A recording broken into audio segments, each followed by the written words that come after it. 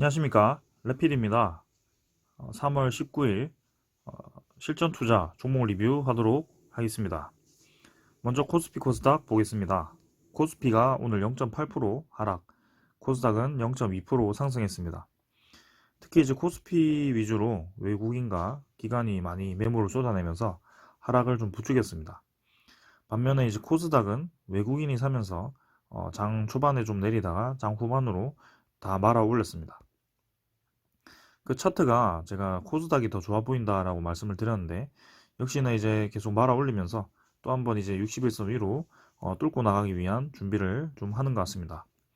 그리고 코스피도 마찬가지 위로 뚫고 나갈 준비를 좀 했는데, 얘는 오히려 밑으로 뚫고 나갈 수도 있는 그런 자리라고 생각합니다.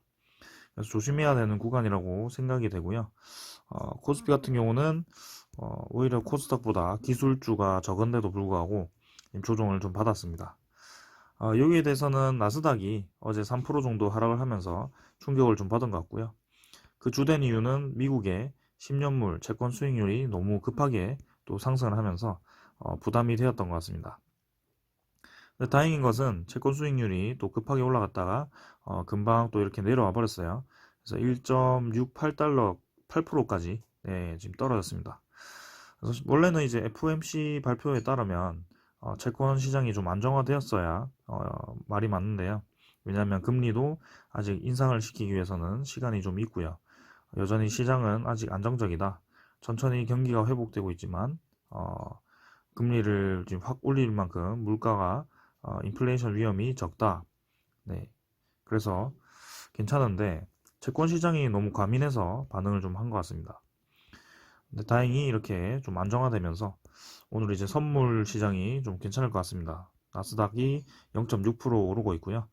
이렇게 채권 시장 때문에 나스닥이 요즘 큰 폭으로 올랐다가 큰 폭으로 하락하는 정신없는 장이 이어지고 있는데, 오늘 다행히 우리나라 증시는 잘 버틴 것 같습니다.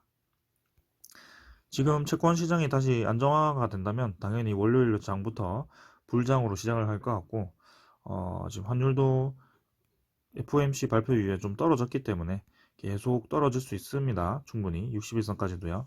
1100원 초반대까지 떨어진다면 국내 증시도 좀 매력적으로 작용을 할 것 같습니다. 자, 그럼 증시는 여기까지 보고 어, 종목 먼저 보겠습니다. 한국전력 오늘 50원 상승했습니다. 증시가 이제 코스피가 좀 좋지 않게 진행이 되었음에도 불구하고 한국전력 같은 경우는 생각보다 잘 버텼습니다. 그래서 어제도 제가 두산중공업에 대해서 턴어라운드 과정을 자세히 좀 설명을 드렸었는데, 한국전력과 두산중공업을 같이 보시는 분들이 많을 거라고 생각합니다. 그래서 저는 이제 두산중공업을 주력으로 진행을 좀 하고 있고, 한국전력은 이렇게 따로 빼서 같이 다른 종목들과 같이 리뷰를 좀 하느라 막 자세하게 설명을 못 드립니다만, 얘도 확실한 것은 추세 전환을 시작했다라는 것입니다. 그래서 21선 위로 자리를 잡았고 어느 정도 조정을 받고 네, 양봉을 띄었습니다. 거래량은 죽어 있기 때문에 뭐큰 걱정 없고요. 61선과 21선 갭이 있기 때문에 이렇게 횡보를 하면서 또 이렇게 모일 때까지 기다리기보다 장이 좀 힘을 받을 때 같이 좀 나가는 게 좋을 것 같습니다. 투자자는 이제 외국인이 조금 샀고요. 기관은 계속 매도를 이어갔습니다. 하지만 크게 많이 매도를 하지 않은 것 같고 120만 주 들어온 이후에 3일 연속 매도했지만 절반 정도만 나간 걸로 보이네요. 그리고 이제 연기금 매도가 좀 줄어야 되는데요. 그래도 계속 매도 포지션을 잡고 매도를 좀 하고 있습니다. 연기금은. 지금 원전 사업이 계속 이제 얘기가 좀 나오고 있습니다. 지금 현재 정부는 탈원전을 진행을 하고 있지만 지금 분위기를 보았을 때는 원자력이 좀 필요하다라는 분위기입니다. 전 세계적으로 원전을 증설을 하고 있고, 전기차를 이용하게 되면 앞으로의 전기 수요가 계속 증가할 수밖에 없기 때문에 지금 신재생 에너지로만은 전기 수요를 충족시키기 어렵다라는 게 정설입니다. 그래서 한국전력도 거기에 따라 이제 전기세가 인상되면서 매출이 증가가 예상되어서 주가가 좀 반응을 하기 시작한 거고요. 거기에 이제 같이 프로젝트를 참여하고 있는 뭐 이집트 원전이라든지 사우디 원전, 뭐 체코 원전이라든지 이런 게 터지면 분명히 두산중공업과 함께 같이 많이 올라갈 것으로 보입니다. 계속 말씀드린 것은 네, 여전히 저점 위치에 있다. 이거 뭐 매일매일 짚고 있습니다. 그래서 충분히 상승할 수 있는 자리다. 네, 이거는 명심하시고 길게 보시는 거는 본인의 선택입니다. 네, 그 다음은 삼성중공업입니다. 6,510원이고요.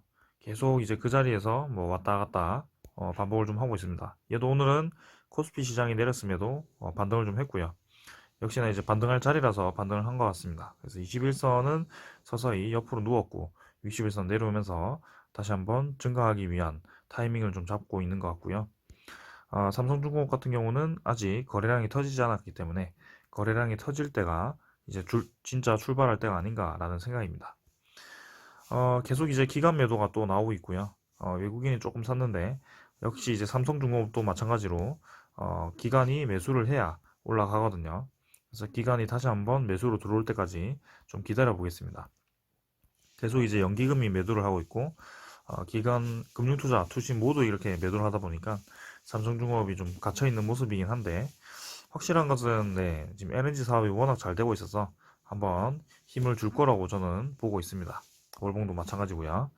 그때까지 보겠습니다. 그 다음은 한국정보인증이고요. 한국정보인증도 꾸역꾸역 네, 조금씩 올라가고 있습니다. 그래서 지금 바닥을 다진 지 꽤 오래됐어요. 네, 241선 위로 이제 자리를 좀 잡았고 21선도 좀 돌파를 했습니다. 생각보다 이제 힘을 못 주고 있긴 한데 저는 한번 무조건 이렇게 올라갈 거라고 생각하고 있고요. 거래량이 지금 실리지 않아서 거래량이 실릴 때까지만 그냥 지켜보시면 될 것 같습니다. 지금 야금야금 올라가지고 벌써 지금 뭐 6거래일, 7거래일 연속 올랐습니다. 그래서 괜찮아 보입니다. 한국정보인증 7,000원대 충분히 돌파할 수 있고 돌파를 한다면 생각보다 강하게 바로 8,000원대로 진입을 할 수도 있다. 주봉과 월봉상으로는 이제 바닥을 좀 다진 것 같고 계속해서 말씀드리지만 한국정보인증은 카카오와 네이버와 협력을 하고 있는 회사이기 때문에 모바일 신분증이나 모바일 운전면허증 뭐 이런 게 이제 발급이 되기 시작한다면 그 다음에 뭐 백신 여권 이런 게 또 추진되고 있기 때문에 거기에 대해서도 한국정보인증도 관련이 있을 수 있거든요. 그래서 최근에 이제 보안주 관련해서 계속 꿈틀꿈틀거리니까요. 꾸준히 지켜보십시오. 네. 분명히 요 궤도 정상 궤도로 다시 돌아올 거라고 저는 생각하고 있습니다. 네, 지켜보겠습니다. 그 다음은 한국항공우주고요. 한국항공우주가 네, 얼마 전에 이제 뭐 공시가 하나 떴죠. 좋지 않은 공시가 떴는데 제가 거기에 대해서는 답변을 드렸습니다. 뭐 이 매출이 큰 회사가 이제 소스가 그대로 살아있기 때문에 뭐 횡령에 대해서는 전혀 문제가 없다. 큰 금액이더라도 문제가 없다고 얘기를 드렸고요. 역시 거기에 맞게 주가도 다시 한번 반등을 강하게 했습니다. 그래서 61선 딛고 네, 21선 태운 다음에 전 좀 더 시간이 필요할 줄 알았는데 바로 이렇게 반등을 해버리네요. 오히려 이제 코스피 장이 굉장히 좋지 않았음에도 불구하고 4.5%나 상승을 했다는 점에서 굉장히 강한 종목이었다. 네, 기간은 이렇게 이틀 연속 매도를 했지만 다시 한번 11만 주 매수가 들어오면서 좋게 진행이 되었고 외국인도 23만 주 매수하면서 네, 한국항공우주가 앞으로 계속 좋게 진행이 될 거다.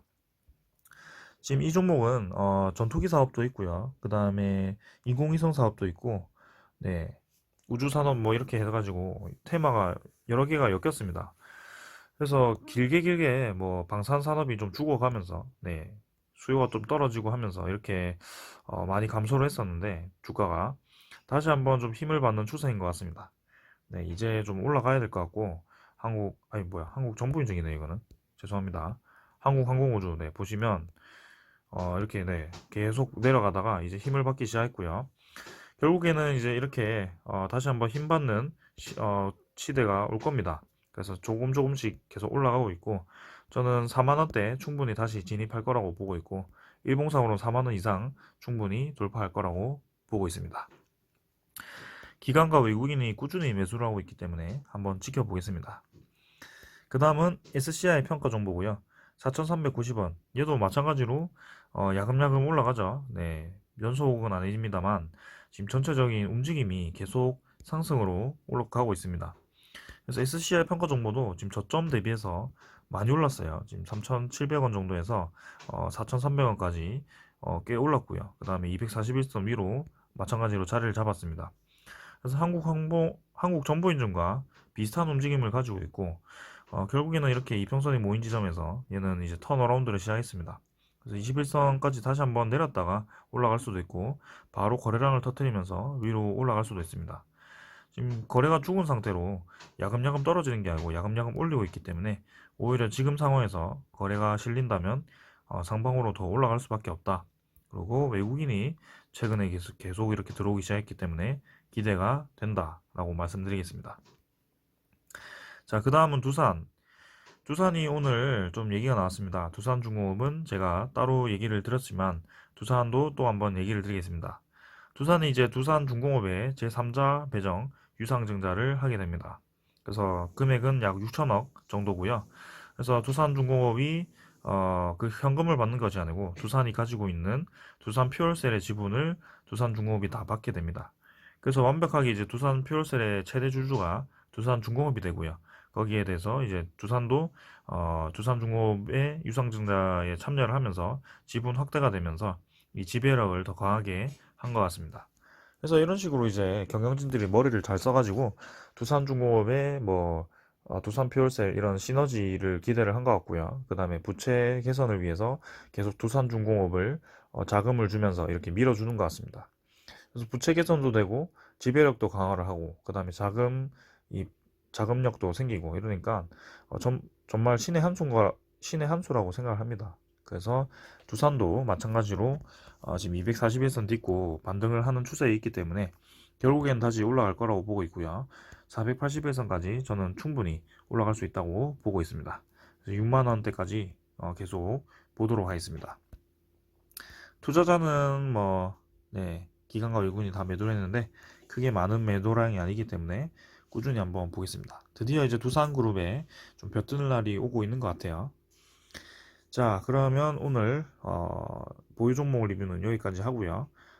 계속해서 이제 채권 시장이 흔들림에 따라 좀 주의를 기울여야 될 때지만 다행히 지금 금요일 들어서 채권 수익률이 떨어지고 있습니다. 그래서 월요일부터는 다시 시장이 좋아질 가능성이 높아 보이고요. 거기에 대해서는 이런 종목들이 모두 다 이제 저점을 기었기 때문에 추세 전환을 하면서 다 올라갈 거라고 저는 생각을 하고 있습니다. 이제 저희의 때가 왔습니다. 네, 계속 리뷰하겠습니다. 감사합니다.